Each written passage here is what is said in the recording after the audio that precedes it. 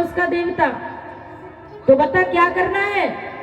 कन्हैया ने कहा सबसे पहले मेरे देवता को स्नान कराओ। जिसके घर में ठाकुर जी हैं सबसे पहले स्नान कराते हो कि नहीं। अब महाराज सभी ग्वालवाल सभी ब्रजवासी मटका भर भर के जल लाने लगे और ला ला के गिरिराज बाबा को नहलाने लगे। महाराज हजारों मटका पानी पटक दिया गिरिराज महाराज के ऊपर और सभी ग्वालवाल परेशान हो गए पानी ला ला के और कहने लगे हे कन्हैया, हजारों मटका पानी हमने डाल दिया लेकिन तेरे भगवान की तेरे देवता की तो मूंछों गीली ना हुई। महाराज हम तो थक गए, तो कोई व्यवस्था करो। भगवान ने कहा चिंता मत करो, मैं कोई ना कोई व्यवस्था अवश्य करता हूं। और भगवान ने श्री गंगा जी का ध्यान किया। उसी समय उसी क्षण मानसी गंगा प्रकट हो गई। बोलिए मानसी गंगा की जय हो। और महाराज जैसे ही मानसी की गंगा प्रकट हुई और गिरिराज बाबा को नहलाना शुरू किया। नहलाने के बाद भगवान ने ब्रजवासियों ने पूछा बता कन्हैया अब क्या करना है। भगवान ने कहा अब मेरे देवता को भोग लगाओ भैया। तो महाराज देवता को भोग पर्दे में लगाया जाता है। ब्रजवासी पर्दा ढूंढने लगे, पर्दा कहां से करें। भगवान कहने लगे मेरे देवता को पर्दा की जरूरत नहीं है, ये तो चौड़े में बैठ के भोग लगा लेगा। और महाराज भगवान ने कहा तुम सभी ब्रजवासियों आंख बंद करो और भोग समर्पण करो, भोग दो देवता को। और जैसे ही सभी ब्रजवासियों ने अपनी आंख को बंद किया कि भगवान ने एक दूसरा रूप बना करके गिरिराज की पर्वत की चोटी पर जाकर के खड़े हो गए महाराज। और जैसे ही खड़े हो भगवान ने कहा लाओ ब्रजवासियों भोग। ब्रजवासी कहने लगे वारे कन्हैया तेरा देवता तो बड़ा निराला है। या इंद्र की पूजा करते करते भैया हमारी दाढ़ी सफेद होगी, आज तक यानी दर्शन नहीं दियो, लेकिन तेरा देवता बढ़िया है कि एक दिन की पूजा में ही मांग मांग के खाए लग गयो। और महाराज ब्रजवासी भोग लगाने लगे, भगवान स्वीकार करने लगे, पाने लगे। एक रूप से भगवान नंद नंदन बने खड़े हैं यशोदा जी के पास और दूसरा रूप से भगवान गिरिराज की चोटी पर जाकर के खड़े हो गए। श्री दामा कहता है भैया तेरा देवता ये कितने दिन का भूखा बैठा है, कोई प्रसादी भी छोड़ेगा कि नहीं। भगवान कहने लगे चिंता क्यों करते, सबको प्रसाद मिलेगा। इतने में यशोदा मैया ने पूछा लाला लाला एक बात पूछूं। पूछो मैया। बोले मैं बड़े ध्यान से देख रही हूँ, मुझे तेरी सूरत और तेरे देवता की सूरत एक जैसी दिख रही है, क्या बात है। भगवान मुस्कुरा गए और कहने लगे अरे मैया जिस गाय का दूध मैं पीऊं उसी गाय का दूध अपने देवता ने पिलाऊं या हमारे हम दोनों की सूरत एक जैसी हो गई। बहला दिया। और इस प्रकार से भगवान ने समस्त ब्रजवासियों से गोवर्धन महाराज की पूजा की और पूजा करवा के समस्त ब्रजवासी अपने अपने घर के आए। और महाराज उधर इंद्र ने अपने सेवकों से कहा कि हर दिन दीपावली के दिन मेरी पूजा होती थी ब्रज में, इस बार दीपावली निकल गई, द्वितीया भी निकलने एकम भी निकल गई, मेरी पूजा नहीं हुई, देखो जाके जरा पता तो लगाओ क्या बात है। और वहां माँ आकर के देखा, क्या देखते हैं कि वहां पर तो गोवर्धन महाराज की पूजा हो रही है, गौ माता की पूजा हो रही है। और कौन करवा रहा है, श्री कृष्ण श्री ठाकुर जी करवा रहे हैं साक्षात। इंद्र के सेवकों ने जाकर बताया महाराज अब आपकी ब्रज में पूजा करने वाला कोई नहीं है, वहां पर तो साक्षात गोवर्धन महाराज की पूजा हो रही है और वो भी श्री कृष्ण के कहने पर हो रही है। अब तो महाराज इंद्र ने भगवान को गुस्से में तमाम गालियां दी। वह गंवार ग्वाला कहीं का उन भोले वाले ब्रजवासियों से अपने को पुजवा रहा है और मुझ देवताओं के राजा इंद्र का अपमान किया, इसको भोगना पड़ेगा। और महाराज इंद्र ने अपने बादलों को आदेश दिया, साम मर्दक मेघों को कहा जाओ पलनकारी बारिश करो इस ब्रजमंडल के ऊपर, संपूर्ण ब्रजमंडल को जलमग्न कर दो।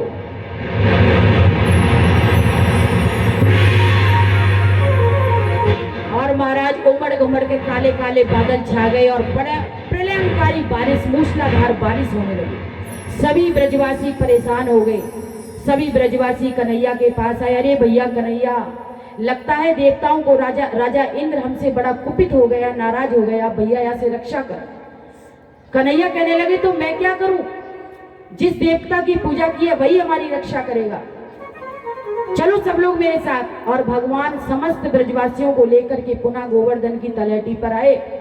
और गोवर्धन की तलहटी पर आने के बाद ब्रजवासियों ने कहा बोल कन्हैया भैया क्या करना है। भगवान ने कहा ब्रजवासियों सबसे पहले मेरे देवता का कीर्तन करो। और समस्त ब्रजवासी गोवर्धन महाराज का कीर्तन करने लगे। श्री गोवर्धन महाराज महाराज तुम रखियो लाज हमारी। श्री गोवर्धन महाराज महाराज तुम रखियो लाज हमारी। श्री गोवर्धन महाराज महाराज तुम रखियो लाज हमारी। तुम रखियो लाज हमारी। तुम रखियो लाज हमारी। तुम रखियो लाज हमारी। तुम रखियो लाज हमारी। श्री गोवर्धन महाराज महाराज थारे माथे मुकुट विराज रयो। श्री गोवर्धन महाराज महाराज तोरे मुकुट विराज रयो।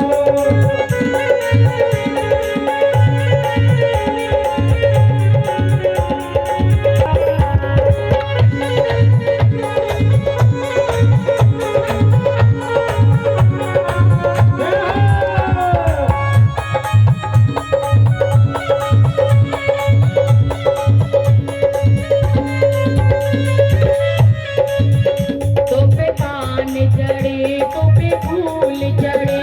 तो पे पान चढ़े तो पे फूल चढ़े। तो पे पान चढ़े तो पे फूल चढ़े। तो पे पान चढ़े तो पे फूल। और चढ़े दूध की धार। हाँ धार तेरे माथे मुकुट विराज रयो। और चढ़े दूध की धार आधार तेरे माथे मुकुट विराज रयो। गोवर्धन महाराज महाराज तेरे माथे मुकुट विराज रयो। श्री गोवर्धन महाराज महाराज तेरे माथे मुकुट विराज रयो। तेरे माथे मुकुट विराज रयो। तेरे माथे मुकुट विराज रयो। तेरे माथे मुकुट विराज रयो।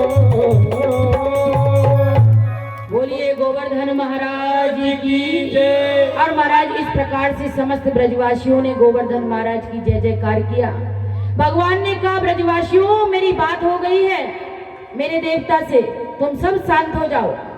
ब्रजवासियों ने पूछा भैया क्या बात हुई? बोले मेरे देवता ने मेरे कान में कहा है कि यदि ज्यादा बारिश हो रही हो तो तुम सब लोग मुझे उठा करके छाता बना लो और मेरी छत्र छाया में आ जाओ। ब्रजवासी कहने लगे हे भगवान तेरा 7 कोस का इतना लंबा चौड़ा गोवर्धन यहाँ को उठाएंगे कैसे? भगवान कहने लगे यदि देवता ने कही है तो उठ जाएगी, चलो मिलकर सब प्रयास करते हैं। और महाराज सभी ब्रजवासियों ने मिलकर के गोवर्धन महाराज को उठाया और महाराज भगवान ने अपनी छोटी सी उंगली पर गोवर्धन को धारण कर लिया। महाराज आज गिर को भगवान ने उंगली पर धारण किया इसलिए भगवान का नाम गिरधारी पड़ गया। बोलिए गिरधारी भगवान की जय। इस प्रकार से भगवान ने गोवर्धन पर्वत को अपने गिर पर धारण किया, गिरिराज पर्वत को। सारे ब्रजवासी कहने लगे वाह भैया कन्हैया हम तो सोच ही नहीं सकते इतना बड़ा गोवर्धन पर्वत उठा लिया। कन्हैया कहने लगे घर घर ले जाकर मैंने माखन जो खिलाया है ये माखन की तो ताकत है, चाउमीन थोड़ी खिलाई है, घर घर ले जाके माखन मिश्री खिलाई है। सभी ब्रजवासी आनंदित हुए महाराज। और इतना प्रलंकारी बारिश की इंद्र ने तीसरे दिन से पानी बरसाना शुरू किया और 9वीं पर्यंत इंद्र ने पानी बरसाया। सभी ब्रजवासी गोवर्धन पर्वत की छत्र छाया में खड़े हुए और 10वीं का दिन आया। इंद्र ने आकर के देखा कि मैंने तो इतना पानी बरसाया और यहाँ तो धूल उड़ रही है गोवर्धन पर्वत पर। अपने सेवकों से पूछा कि वो जल गया कहाँ? सेवकों ने कहा कि हमारे पास तो जितना जल का टैंक था हमने सारा खाली कर दिया। इंद्र समझ गए कि ये कोई साधारण बालक नहीं है, ये साक्षात अखिल ब्रह्मांड का नायक है। और महाराज एकांत पाकर के इंद्र ने भगवान की स्तुति की, सारे बादलों से कहा सभी बादल चले जाओ, आसमान साफ हो गया। और ब्रजवासियों का ऐसा मानना है कि हमारे भगवान ने एक उंगली पर नहीं उठाया गोवर्धन, तो कब उठाया, कहाँ उठाया? कहते हैं जो छोटी उंगली का नाखून है, इस नाखून के आगे की नोक पर गोवर्धन पर्वत को उठा लिया। 7 वर्ष की अवस्था में भगवान ने 7 दिन और 7 रात तक गोवर्धन पर्वत को उठाकर रखा था महाराज, 7 वर्ष की अवस्था में। इसलिए ब्रजवासी कहते हैं अरे नख पर गिरधर लीनो धार, कन्हैया मेरो बारो, नख पर गिरधर लीनो धार, कन्हैया मेरो बारो।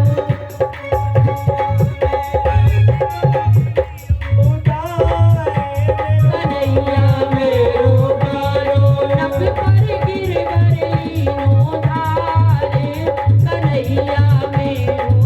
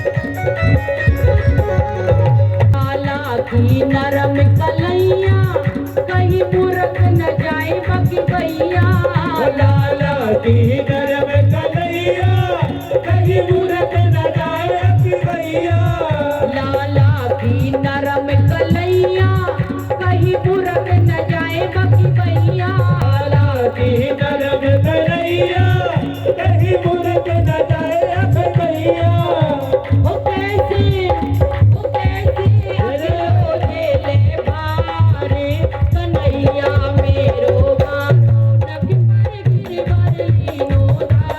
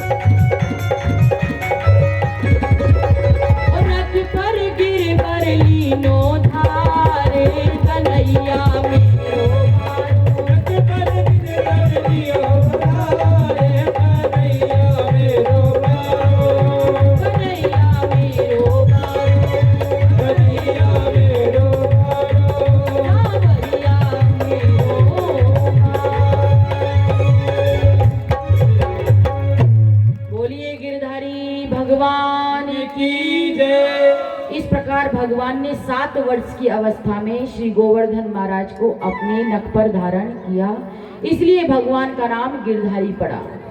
और इसी समय अपनी वाणी को विश्राम देखते हुए शेष कथा कल श्रवण कराई जाएगी। कल कथा का विश्राम दिवस है। कल भगवान का मंगलमय विवाह होगा और सुदामा चरित्र होगा। अन्य जो कथाएं हैं वह सब कल आपको श्रवण कराई जाएंगी।